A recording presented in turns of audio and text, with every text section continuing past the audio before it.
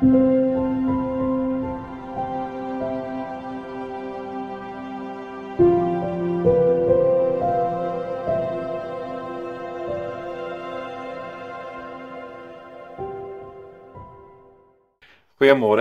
baie welkom by vanoggend se saamwees.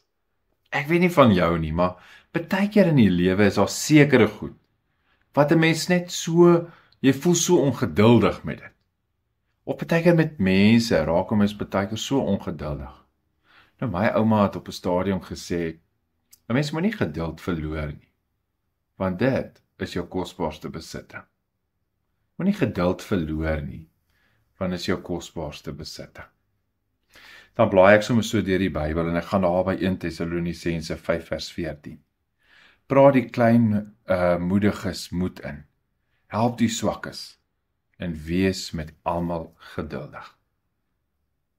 Wil jy nie vandag dalk so 'n bietjie dink aan waar in jou lewe kan jy dalk so 'n bietjie werk aan die geduld wat jy moet hê nie? Dalk met iets of met iemand. Vir die Here vra dat hy deur sy Gees jou op 'n besonderse wyse ook daarmee sal help en jou sal lei dat jy dalk 'n bietjie meer geduldig sal wees. Kom ons bid saam. Here ons Here, ek wil graag vanoggend begin om te sê ek wil kom om verskoning vra, vergifnis vra vir die kere waar ek dalk 'n bietjie te veel ongeduldig was. Waar my geduld te min was met iemand of met iets.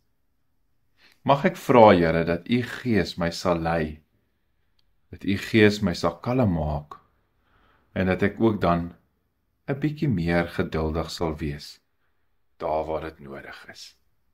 Ek bid dit in Jesus naam. Amen. Mag jy daaraan werk om dalk so klein bietjie meer geduldig te wees. 'n Mooi en 'n geseënde dag vir jou. Goed gaan.